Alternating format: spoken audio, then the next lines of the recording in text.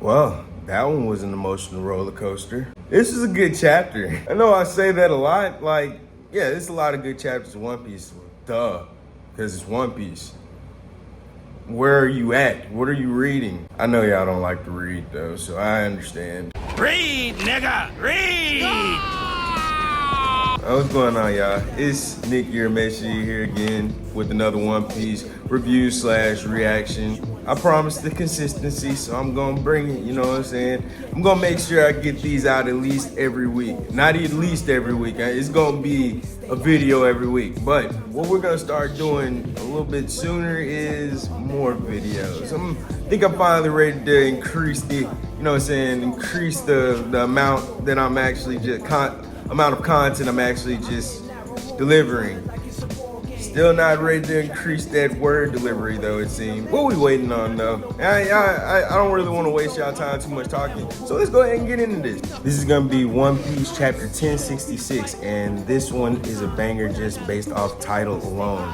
The Will of Ohara. But this is all just conjecture. Yo, niggas in the community really finna be using conjecture for probably the next few months, like just based off this chapter alone, I guarantee it. So in the beginning, we finally get the conclusion of the Germa 66 cover story. This is where basically Caesar and the rest of the Germa siblings are basically flying back to the castle, and that's it. So the next, we're probably gonna get another cover story after this, but it's not gonna be dealing with Germa. It's gonna be something different. So I have no real ideas for this right now. I'm not gonna lie to you. But if you want, you can give a comment. If you read One Piece, obviously, give a comment on what you think the next cover story would be about, who it's gonna be about. It's usually gonna be somebody probably important. So yeah. Here's a few things I forgot to mention the last chapter. You feel me? Actually, it got like a few things I need to mention. One, I messed up with the Vegapunks. I actually said that they didn't have different character quirks and stuff in my last video review. I'm sorry about that. Let me clear up what I was saying.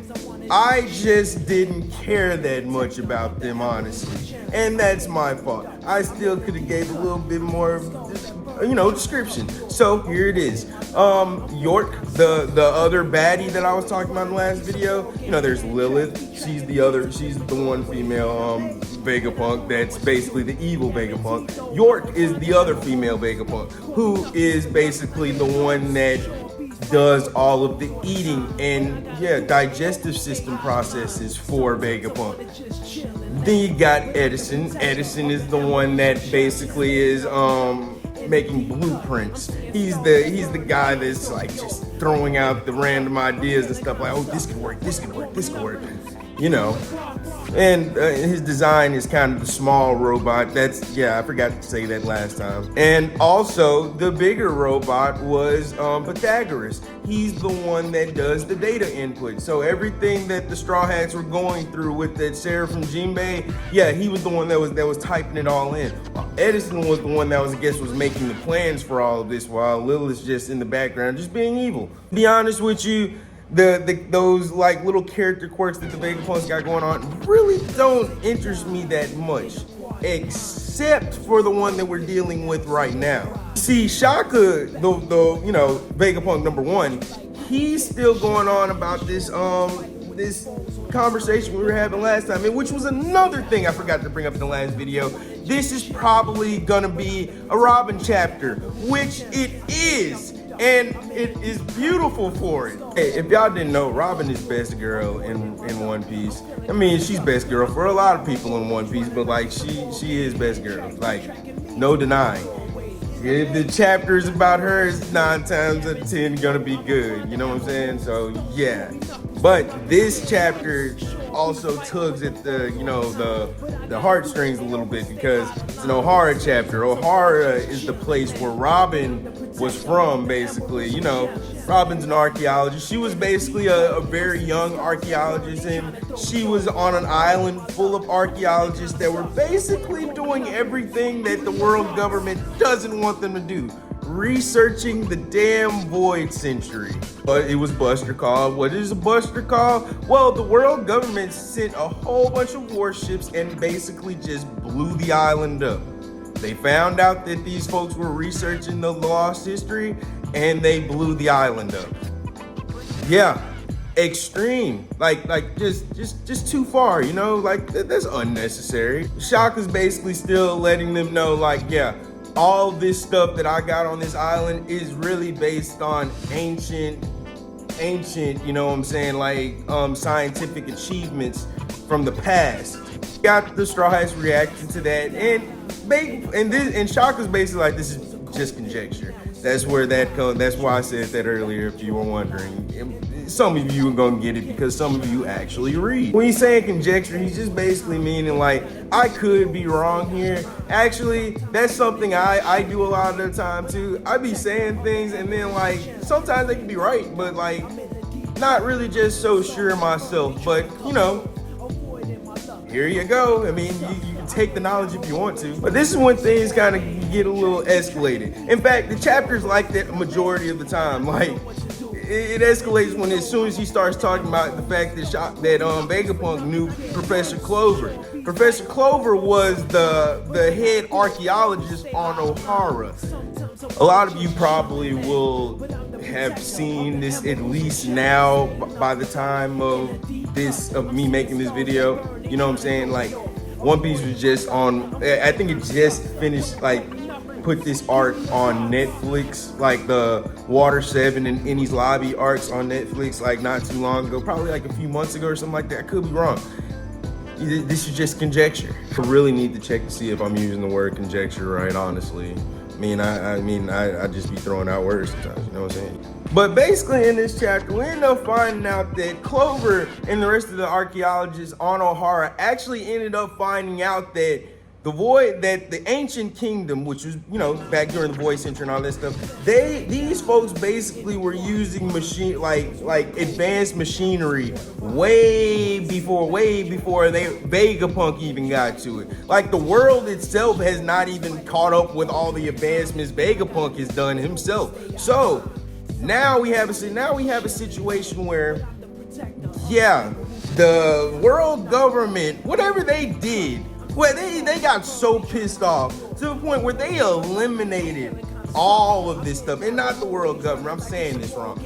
The 20 kingdoms before the world government existed. He even says that he basically ended up finding some proof of this machinery at a certain place. He could be talking about the spot where Luffy and his crew is at, but I'm not really sure. He doesn't actually confirm where the spot is yet. So basically the story that Shaka Vegapunk is trying to tell is that the 20 kingdoms before they would be known as the world government, and this ancient advanced kingdom basically got into it, you know what I'm saying? The world government won, and well, the 20 kingdoms that would eventually be called the world government won. And when they did that, they made sure to erase all traces of this advanced kingdom. It's hitting Robin with all this stuff. And if you know One Piece, you know that this is Robin's thing, you feel me? She basically is like looking at this like, how do you know this? Like, there is no way you should know this. But it gives a little bit of confirmation, because in this chapter we end up finding out that Robin knew this the whole time. She has just not been saying nothing. And for honest reason, she has no reason to. She's really the only one on the Straw Hat crew that actually cares about this type of stuff, honestly. And we'll see why that's important in a second. Basically, Ohara was destroyed basically because of a Buster Call that was issued because the world government ended up finding out that Ohara was researching the Void Century.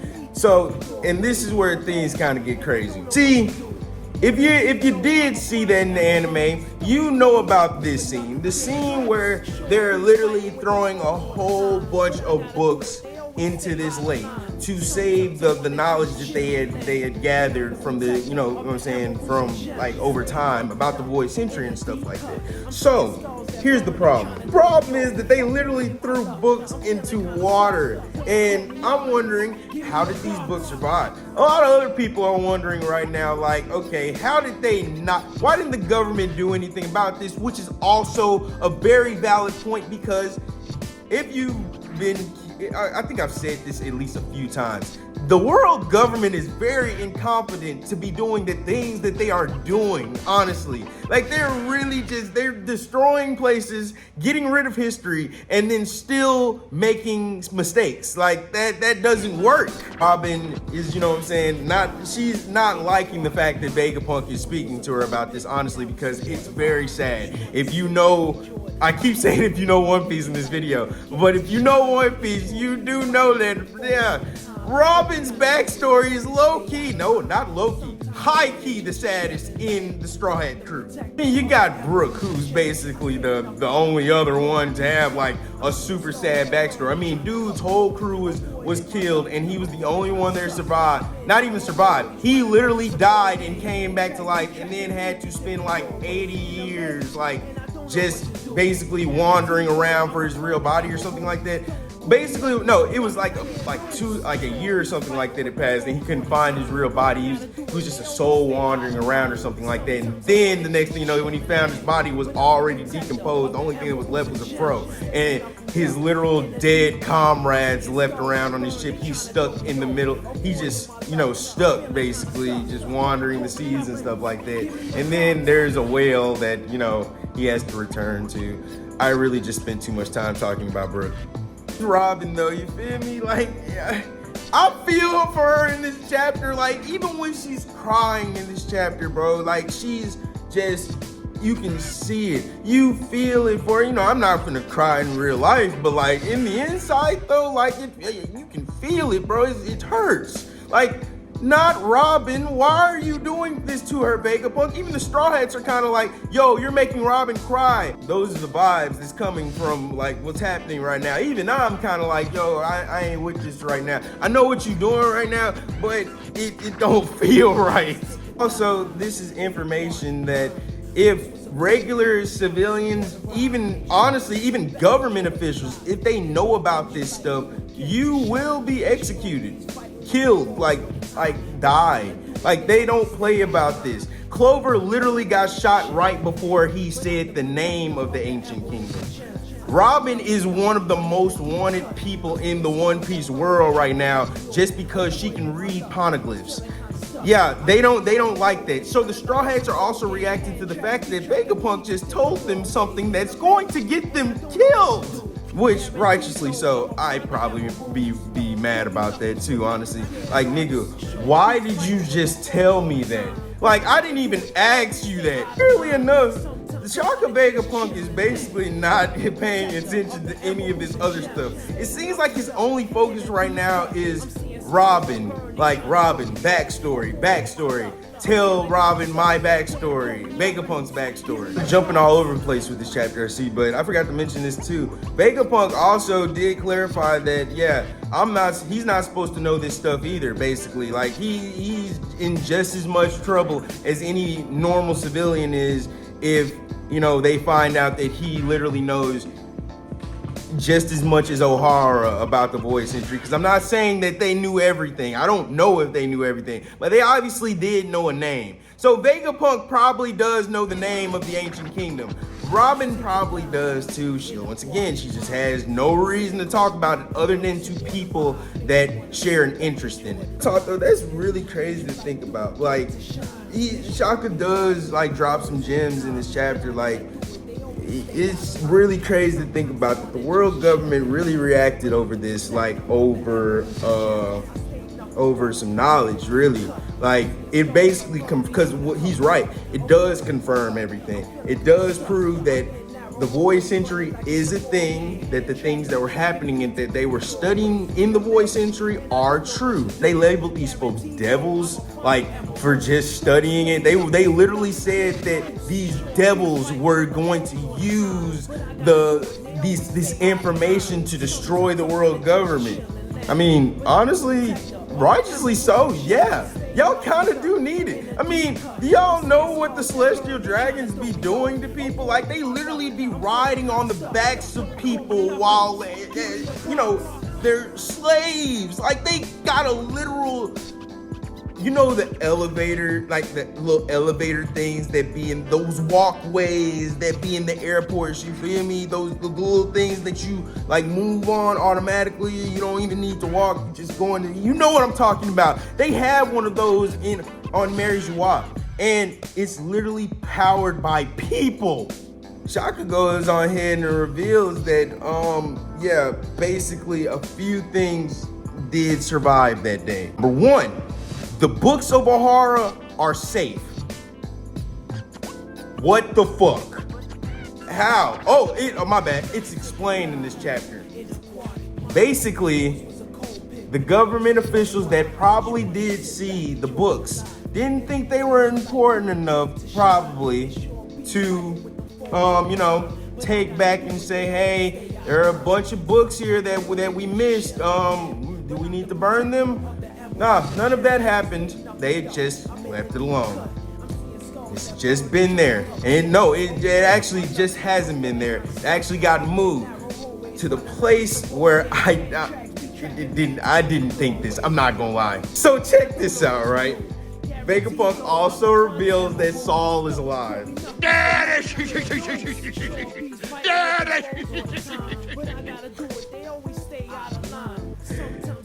If you know One Piece, all right, I'm done with that joke. Saul was the guy. He's also a D. I think I brought him up in a video before, but he's a D clan member, but he's also a giant. And basically, he was the guy that saved Robin back in Ohara, kinda. He was Robin's friend, her only friend, low-key. Saul was also a vice admiral in the Navy and also defected. But I can go ahead and confirm this though. Aokiji definitely did freeze him over, you feel me? Aokiji has ice powers. Aokiji froze him like all over, and Robin watched, and it was one of the saddest moments of her life. And now she is finding out that this nigga has been alive the whole time for 22 years. He hasn't been chilling.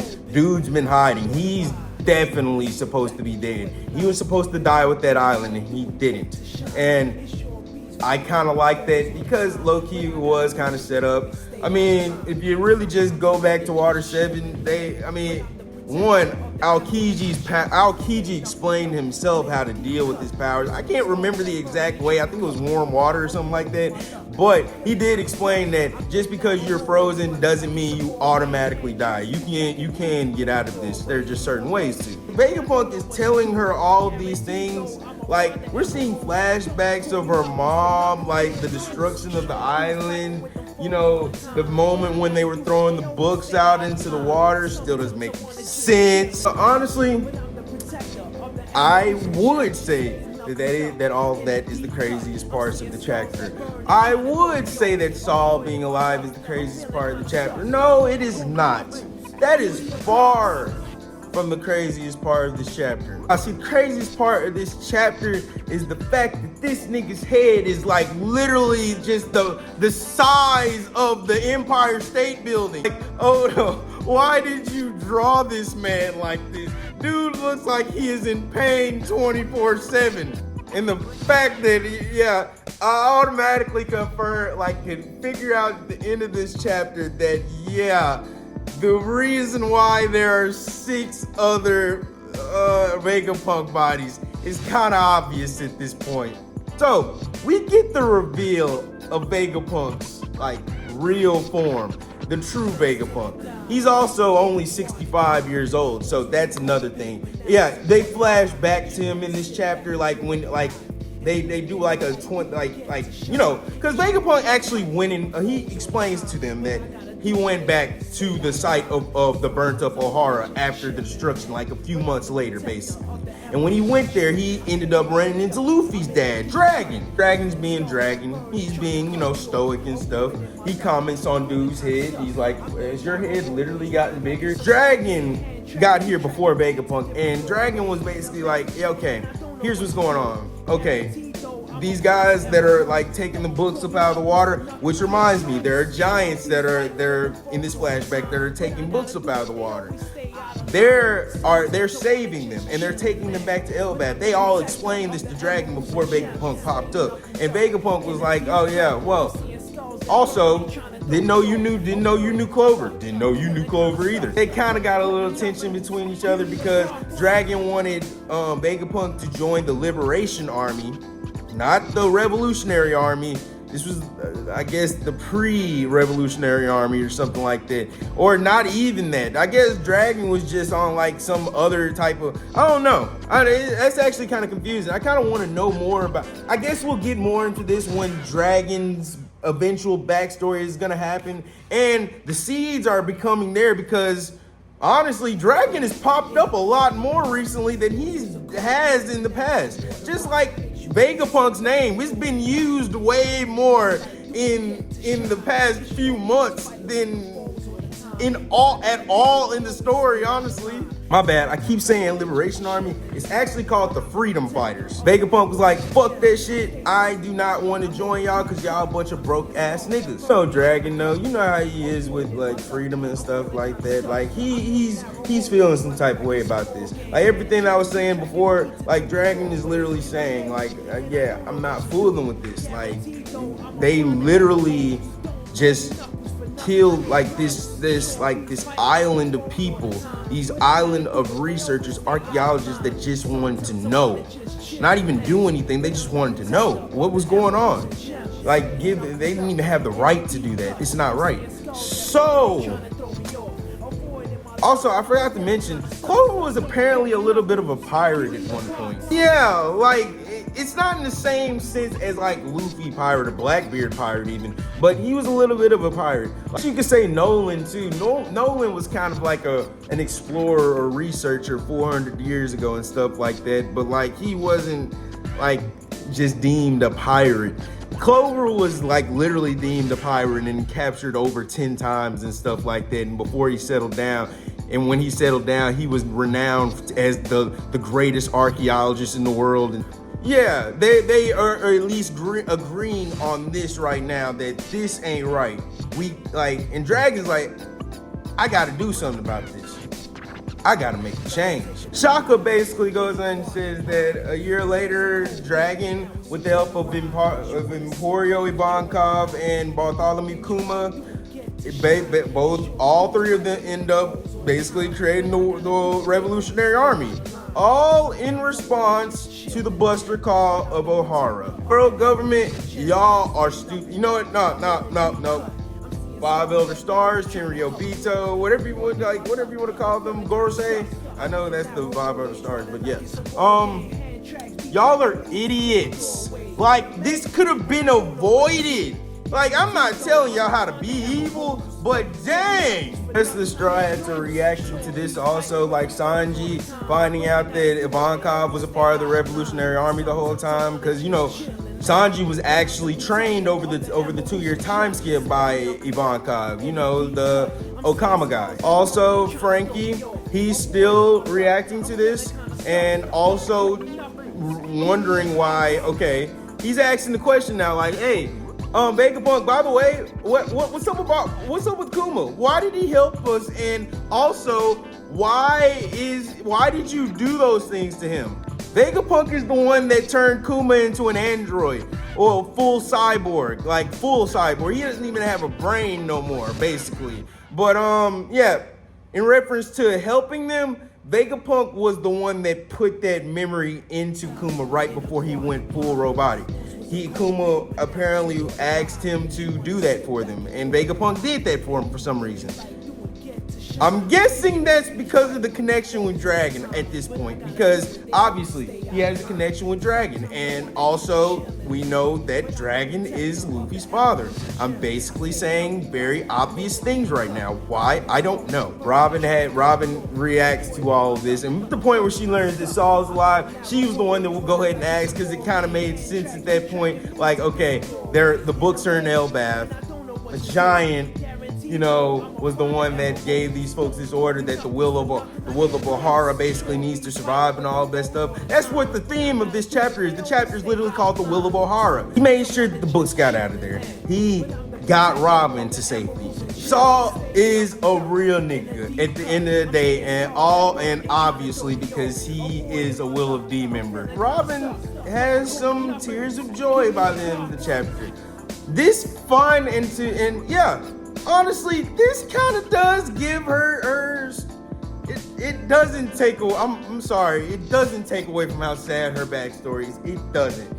But it does at least give her a little glimmer of hope because and all that bullshit that happened, she actually had a friend to survive out of that situation. Vegapunk basically lets their shoes move finally, but he's not letting them move. He just basically drags them along and is like, yeah, there's one more thing we gotta show y'all.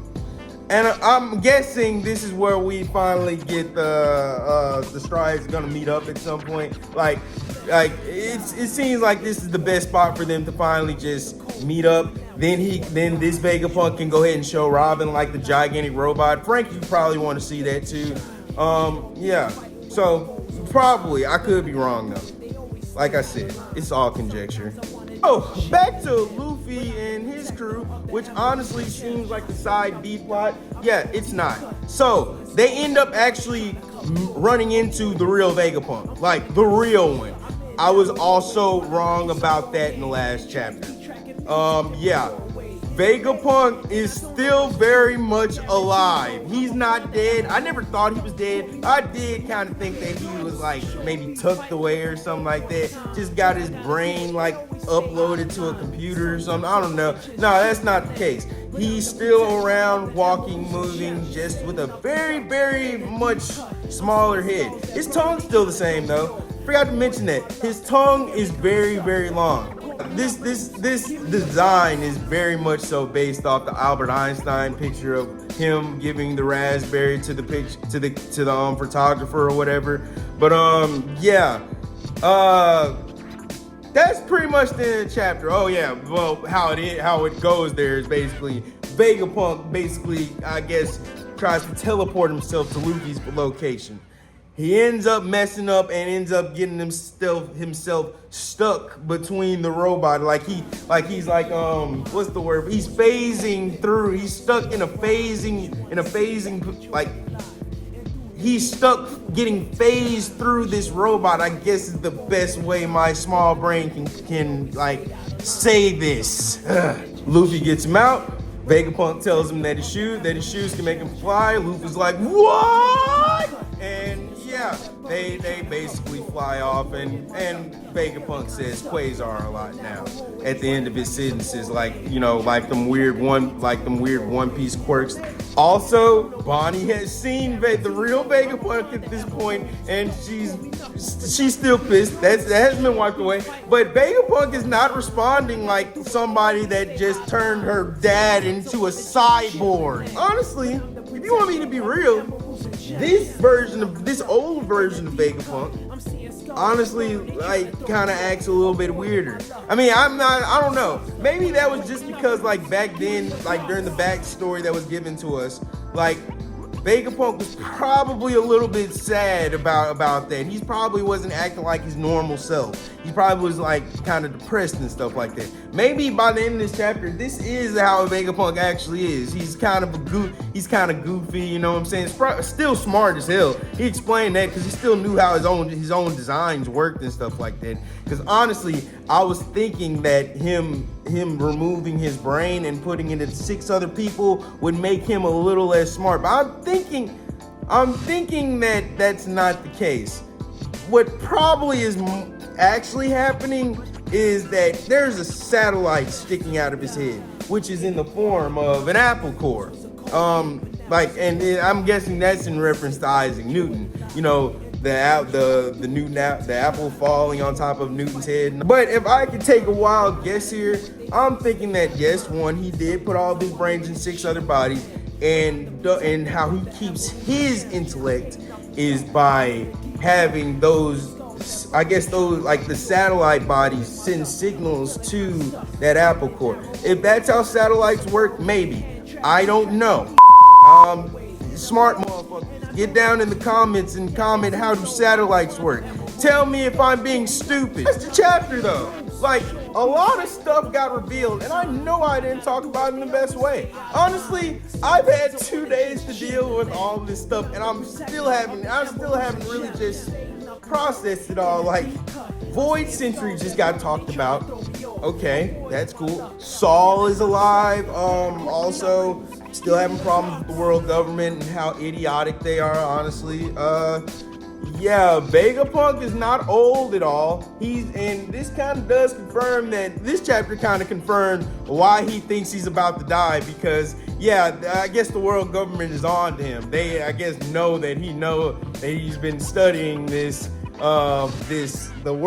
Void Century, which is something he's been able to do for about 22 years now, and nobody knew, which is crazy. Let's just be real here. The world government sucks at their job. Like, all of them, almost all of them do, but definitely the Gorosei. Definitely the Gorosei. I'm sorry. Like, this is wild. This is low-key wilder than the maybe not as wild as the Sun God Nika thing.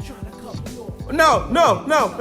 It is just as wild, because this is like the one thing that we did know that they were punishing folks for. Like, this is bad, and it's not even bad. It's just bad for them, and they let it happen. They're idiots. And don't get me wrong when I say this. This isn't bad writing at all. I think Oda is purposefully writing it like this. He wants them to be idiots, low key. I mean, not to get too political about this, but that's how folks be in government really anyway. I guess I kind of didn't think about whether or not he had access to the information about the Void Century. I guess I kind of figured. Yeah, honestly, this is what made me think about this. Remember Sengoku? You know, the previous fleet admiral before Sakazuki? Yeah, basically, it seemed like he knew, and somebody confirmed this for me, because I'm really just going off like brain power here. Somebody confirm this for me in the comments. Like, comment, and subscribe. Turn on notifications too. Sengoku basically seemed like he knows about the Void Century, and over time he has learned that, or something like that.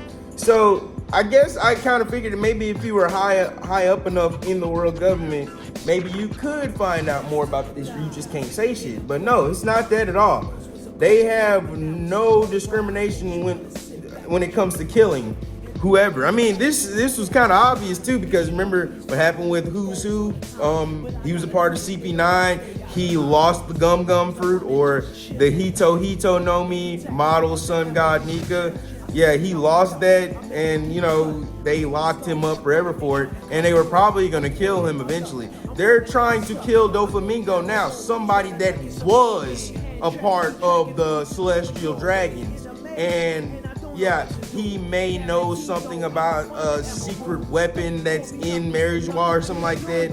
They're trying to assassinate him now. Like, they've got people watching his cell and Impel Down just to make sure that they don't get him, but they know it's gonna happen. A lot of reveals in this chapter, like for real, like, I gotta get better with my explanations too. Like, I gotta start giving y'all better breakdowns. I know. But let me know how I did on this one. You can like, comment, and subscribe. Turn on your notifications if you want to stay up to date with whenever I do decide to drop a video. Thanks for tuning in with me today. And you know what I'm saying? Don't use conjecture in the wrong way, like I probably have been through this whole video. And yeah, see y'all later.